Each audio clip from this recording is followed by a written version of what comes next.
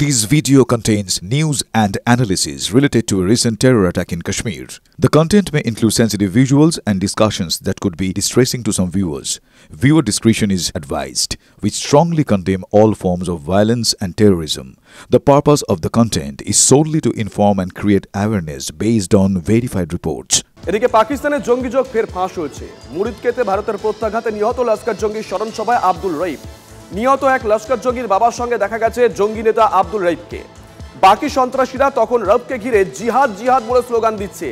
এই রঈফকে আরও এক জঙ্গির জানজায় দেখা গেছিল, আর সেইখানে তার ঠিক পাশেই দাঁড়িয়েছিল পাক সেনা আধিকারিকরা ইউনিফর্ম পরে। সায়ন্ত আমাদের সঙ্গে রয়েছেন, আমাদের সহকর্মী। সায়ন্ত, এ তো ঘোষিত নিষিদ্ধ জঙ্গি রঈফ, তারপরেও পাকিস্তানের সেনা তাকে কি করে অ্যালাউ করছে, প্রশাসন কি করে অ্যালাউ করছে, আলাদা কোনো পরিচয় দিয়েছে কি?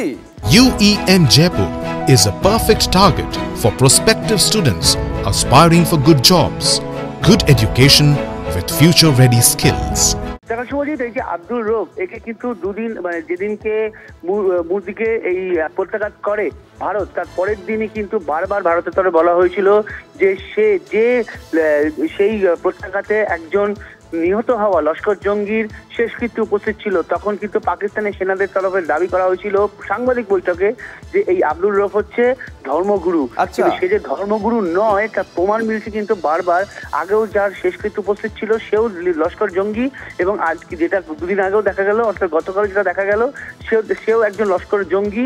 তার শেষকৃত্যে দাঁড়িয়ে আছে আব্দুল রঈফ, এবং যে জঙ্গি নিকেশ হয়েছে তার বাবার সঙ্গে দাঁড়িয়ে রয়েছে, এবং তাদের আশেপাশে ঘিরে রয়েছে অন্যান্য জঙ্গিরাও, এবং তারা রীতিমতো জিহাদ জিহাদ বলে রীতিমতো চিৎকার করতে থাকে।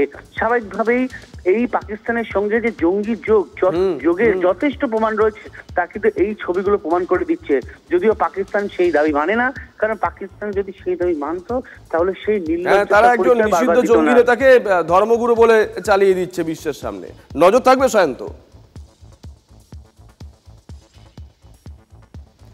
জম্মু কাশ্মীর ভারতের অবিচ্ছিন্ন অঙ্গ, পিওকে খালি করুক পাকিস্তান, ইসলামাবাদকে কড়া বার্তা দিল্লির তরফ থেকে। কাশ্মীর ইস্যুতে তৃতীয় পক্ষের হস্তক্ষেপ মানছে না ভারত, ফের বুঝিয়েছে দিল্লি, বড় ইঙ্গিত। এটা ভারত পাকিস্তানের দ্বিপাক্ষিক বিষয়, আমেরিকা নাক গালানো না পছন্দ, বুঝিয়ে দিয়েছে Delhi. As you are aware, we have a long-standing national position that any issues pertaining to the Union territory of Jammu and Kashmir have to be addressed by India and Pakistan bilaterally. That stated policy has not changed. As you are aware, the outstanding matter is the vacation of illegally occupied Indian territory by Pakistan. Bharat Pakistan সংঘর্ষ পরিস্থিতিতে জ্যাঠামশাই হওয়ার চেষ্টা মার্কিন president Donald ট্রাম্পের। যে দুই দেশের সমস্যা তারা কিছু বলার আগে 7 সমুদ্র দূর থেকে ট্রাম্প বড় বড় লেকচার আওড়ালেন, চেষ্টা করলেন ভারত পাক পরিস্থিতির মধ্যে নাক গলাতে। এমনকি সংঘর্ষ বিরতির কৃতিত্ব পুরোটাই নিজের দিকে টানার চেষ্টা করলেন। পাকিস্তান হাত জোর করে বসে থাকলেও ভারত কিন্তু উপযুক্ত জবাব দিয়েছে। আর শুধু জবাবই নয়, মার্কিন যুক্তরাষ্ট্র কার্যত মিথ্যাবাদী তাও প্রমাণ করেছে ভারত। ভারত পাক যুদ্ধবিরতির পর সোমবার ভারতীয় সময় রাত 8টায় প্রধানমন্ত্রী দেশের উদ্দেশ্যে ভাষণ দেবেন বলে ঘোষণা হয়। কিন্তু প্রধানমন্ত্রীর সম্বোধনের কিছুক্ষণ আগেই হঠাৎ করেই সাংবাদিক সম্মেলন করতে শুরু করেন মার্কিন প্রেসিডেন্ট ডোনাল্ড ট্রাম্প। সাংবাদিক সম্মেলন করে তার দাবি, বাণিজ্যের লোভ দেখিয়ে নাকি তিনি দুই পরমাণু শক্তিধর দেশের ভয়ঙ্কর যুদ্ধ আটকেছে। If you don't stop it, we're not going to do any trade. People have never really used trade the way I used it. That I can tell you. And all of a sudden they said, I think we're going to stop. They did it for a lot of reasons, but trade is a big one. We stopped the nuclear conflict. I think it could have been a bad nuclear war. এর আগেও ভারতের ঘোষণার আগে social মিডিয়ায় post করে দুই দেশের যুদ্ধবিরতির কথা ঘোষণা করেছিলেন প্রেসিডেন্ট ট্রাম্প। মার্কিন প্রেসিডেন্টের এইসব কার্যকলাপের পর দেশের সরকারকে নিয়েই প্রশ্ন তুলতে শুরু করে বিরোধীরা। प्रधानमंत्री के संबोधन के पहले ही राष्ट्रपति ट्रंप ने घोषणा कर दी कि वॉशिंगटन में रहकर मैंने इंडिया, भारत और पाकिस्तान के बीच में युद्ध रुका दी। यानी कि वॉशिंगटन में रहकर उन्होंने यहाँ का युद्ध रुकवाया है। उस पर तो प्रधानमंत्री ने कुछ कहा नहीं।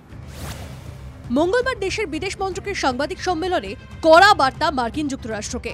সময় উল্লেখ করে বিদেশ মন্ত্রকের মুখপাত্র রণধীর জয়সওয়াল পরিষ্কার করেন, অন্য কোনো দেশের বার্তা নয়, পাকিস্তানের কাকুতি মিনতির পরই যুদ্ধবিরতিতে রাজি হয় Bharat. Time and wording of the understanding was worked out between the DGMOs of the two countries at their phone call on 10th May 2025, commencing at 15:35 hours. The request for this call was received by MEA from the Pakistani High Commission at 12:37 hours. Early on 10th morning, we had mounted an extremely effective attack on key Pakistani Air Force bases. That was the reason they were now willing to stop firing and military action.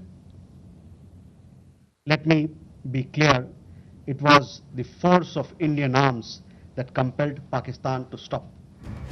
এখানেই শেষ নয়, মার্কিন প্রেসিডেন্টের বাণিজ্য প্রলোভনের মিথ্যে পর্দাও ফাঁস করেন Randhir Jaiswal.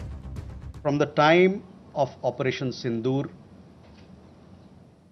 commenced on 7th May till the understanding on cessation of firing and military action on 10th May, there were conversations between Indian and US leaders on the evolving military situation. The issue of trade did not come up in any of these discussions. বার্তা স্পষ্ট, ভারত পাক সংক্রান্ত বিষয়ে অন্য কোনো দেশের নাক গলানো দিল্লি বরদাস্ত করবে না। ভারত চলবে নিজের শর্তে। মঙ্গলবার আদমপুর এয়ারবেসে দাঁড়িয়ে কারো নাম না করে এই বার্তা স্পষ্ট করে দিয়েছেন প্রধানমন্ত্রী নরেন্দ্র মোদী। পাকিস্তান বেচাল করলে আবার মুখ থুবড়ে পড়বে। भारत पर आतंकी हमला हुआ, हम अपने तरीके से अपनी शर्तों पर अपने समय पर जवाब देंगे। अगर पाकिस्तान ने फिर से